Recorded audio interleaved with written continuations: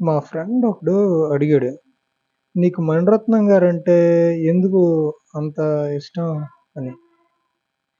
'రాజమౌళి' గారు చాలా block buster movies తీసున్నారు. హ్మ్.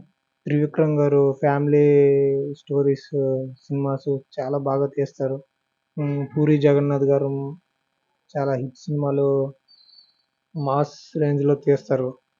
చాలామంది డైరెక్టర్లు ఉన్నారు కదా! 'మణిరత్నం' గారంటే నీకు ఎందుకు అంత ఇష్టం? ఆయన సినిమాలు ఎందుకు అంత ఇష్టంగా చూస్తావని?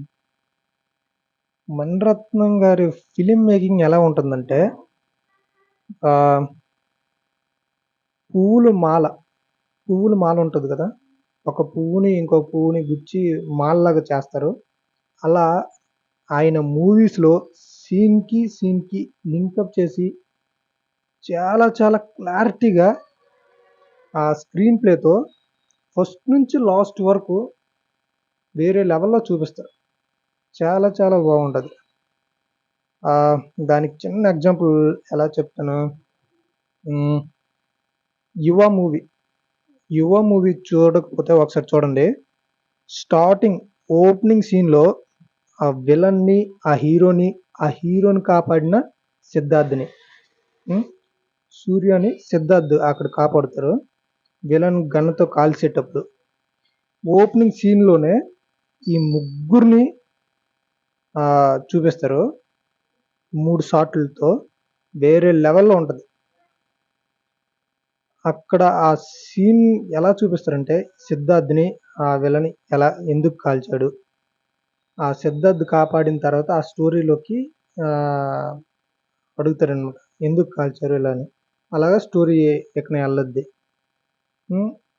ఆ స్ ఓపెనింగ్ సీన్‌తోనే ఆ స్టోరీని అలాగా కనెక్ట్ అయిపోయేలా చేస్తారనమాట. అలా మన పక్కనే ఆయన కూర్చొని ఈ స్టోరీ చెప్తున్నట్టు ఉంటది ఆయన సినిమాలు. ఇంకొకటి 'గీతాంజలి' మూవీకి అయితే మరి చెప్పక్కర్లే. అసలా ఏ పెద్ద ఫైట్స్ ఉండవు. ఆ! ఆహ్, మంచి సాంగ్స్ డాన్స్‌లేసే సాంగ్స్ ఉండవు. ఏముండవు గానీ, అలా ఫస్ట్ సీన్ నుంచి అందులో కామెడీ సీన్స్ కూడా ఆహ్, చాలా సింపుల్‌గా ఉండి నవ్వుతూ ఉంటాం. అలా ఉంటది. ఆ స్క్రీన్ ప్లేతోనే మణిరత్నం గారి మూవీస్‌ని చూసేయొచ్చు. పెద్ద పెద్ద డైలాగులు అవసరంలా. ఫైట్‌లు అవసరంలా. అలా ఉంటది మణిరత్నం గారి మూవీస్ అంటే.